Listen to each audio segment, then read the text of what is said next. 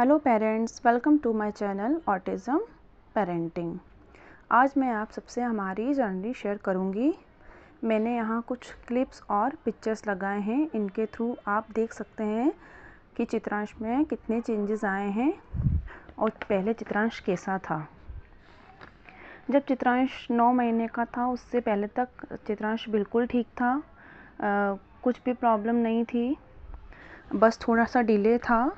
जब चित्रांश 9 महीने का था तब वो बैबलिंग करता था, और जब चित्रांश 10 महीने का हुआ था उस टाइम उसने प्रॉपर बैठना स्टार्ट किया था, और क्रॉल करना उसने 10 महीने के बाद ही सीखा। इसलिए हमें पता तो चल गया था कि चित्रांश डिले है। और जब वो प्रॉपर चलना सीखा उस टाइम चित्रांश 15 मंथ्स का था। 15 महीने में चित्रांश चलना सीखा और कुछ वर्ड्स भी वो बोलता था, जैसे मामा, बाबा, दादा, ये सब बोलता था। जब चित्रांश को 9th मंथ की वैक्सीन हमने लगवाई उसके बाद चित्रांश की तबीयत थोड़ी ख़राब हो गई थी। उसे काफ़ी फीवर और लूज मोशंस हो गए थे।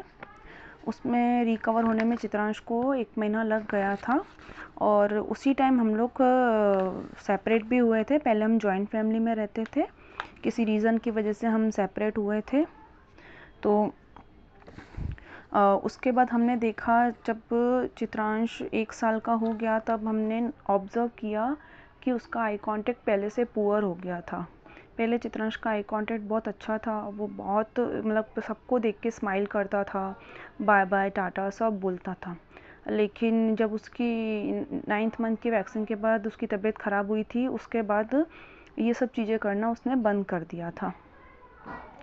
और उसके बाद जब 15 मंथ में चलना सीखा तो उसके बाद चित्रांश चलता ही रहता था, बिल्कुल भी एक जगह पे बैठता नहीं था।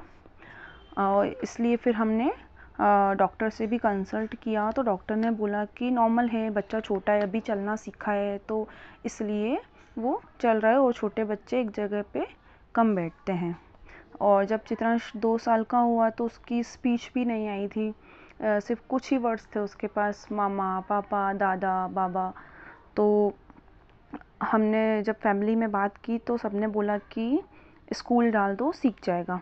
तो हमने चित्रांश को स्कूल में डाल दिया, प्ले में डाल दिया मैंने उसको जब वो 2 साल का था। 1 साल के अंदर मुझे कुछ खास इम्प्रूवमेंट नहीं दिखा। 3 साल का हो गया चित्रांश, लेकिन उसकी स्पीच उतनी ही थी जितनी पहले थी। बस वो रिपीट करने लगा था, जो हम बोलते थे, जो टीवी या मोबाइल में चलता था वो रिपीट करता था। और स्कूल से सिर्फ वो नंबर्स और अल्फ़ाबेट्स वगैरह रिकॉग्नाइज करना सीख गया था।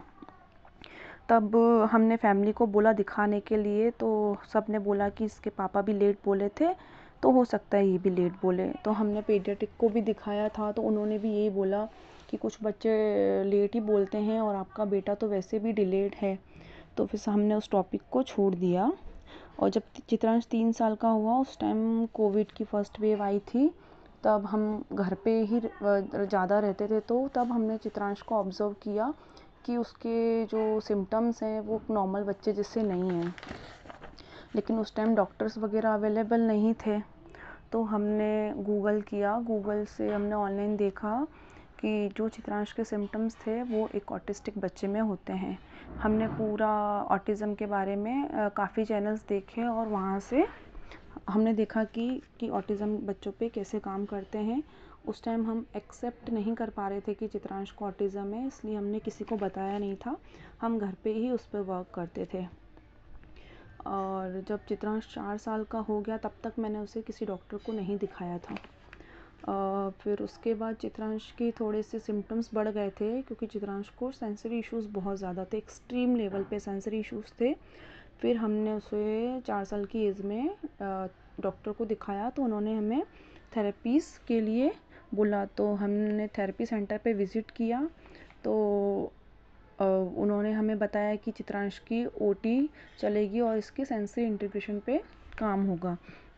हमने चित्रांश की 6 महीने थेरेपी कराई, लेकिन फिर हमने वो थेरेपी वहाँ से छोड़ दी, क्योंकि थेरेपी के चार्जेस हम अफोर्ड नहीं कर पा रहे थे। मैंने 6 महीने में सब सीख लिया था कि कैसे वो थेरेपिस्ट चित्रांश के ऊपर काम करते हैं, और कुछ यूट्यूब चैनल से भी काफ़ी एक्टिविटीज़ सीखने को मिली मेरे को। तो मैंने घर पे ही चित्रांश पे काम करना स्टार्ट कर दिया। अभी चित्रांश 7.4 है। चित्रांश 7 साल 4 महीने का है और अभी चित्रांश बहुत ही अच्छा इम्प्रूवमेंट दिखा रहा है। चित्रांश के अंदर बहुत सारे इम्प्रूवमेंट हुए हैं। चित्रांश मॉडरेट टू सीवियर पे डायग्नोस हुआ था और अगर अब मैं बोलूँ तो चित्रांश माइल्ड भी नहीं होगा। बहुत कम इश्यूज़ बचे हैं उसके अंदर, बहुत ही कम। तो अभी मैं उस पर और भी काम कर रही हूँ। तो आप लोग भी अपने बच्चे पे जितना हो सके घर पे काम करिए, तो बच्चा जल्दी इम्प्रूवमेंट दिखाता है। और अब धीरे धीरे चित्रांश अपने चैलेंजेस फाइट कर रहा है और सारी चीज़ें वो अचीव कर रहा है। आगे भी मैं चित्रांश की जर्नी आपसे शेयर करूँगी। Thanks for watching.